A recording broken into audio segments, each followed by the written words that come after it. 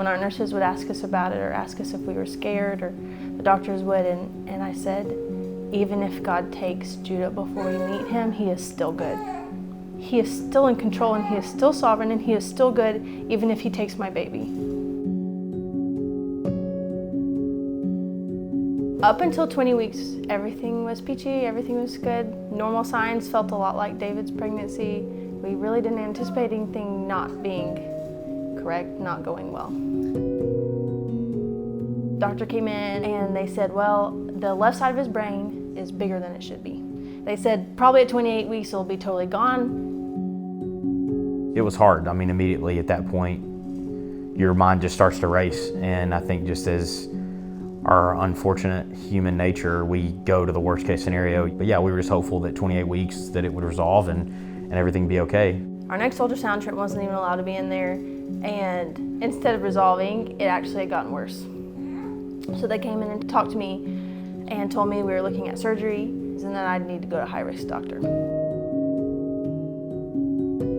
We had picked out the name Judah because Leah in the Bible, she had son after son, and every son she would name this, now my husband will love me, I had a son, now my husband will love me, now my husband will love me, and she got to Judah, and even though her circumstances had not changed, she said, this time I will praise the Lord. And we had no idea how much of that would begin to come true even before he was born. So at high-risk doctor, I remember laying there watching the ultrasound and his brain looked completely normal. Doctor came in and she said, well, his brain is great. Everything's fine. And then she said, however, his heart is enlarged. He has fluid around his heart. He has fluid some other places, so that really concerns us. You need to really watch this baby because if he stops moving, he could throw a clot.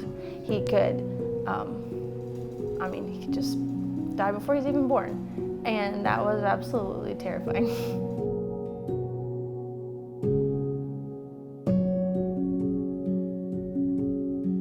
They called in the NICU team so that they were on standby in case he had to go straight to the NICU. We delivered at Navicent because they have a better NICU. So everything was prepared for kind of, I guess, worst case scenario. And he was born and he was healthy. And they sent the NICU team away and they gave me my baby. They did an echo the next day and told us his heart is perfect. Everything had resolved, everything was fine. The Lord just healed him, took everything that was a concern and healed it. And we have a healthy baby boy.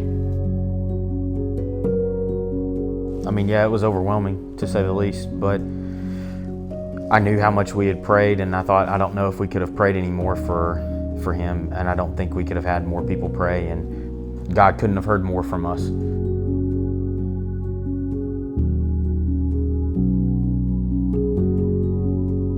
I didn't let people really dictate the truth to me. I'm like, no, like for a fact, without a shadow of a doubt, God healed our son. Like, let's not get twisted. Let's keep the facts real, which is God heals still to this day.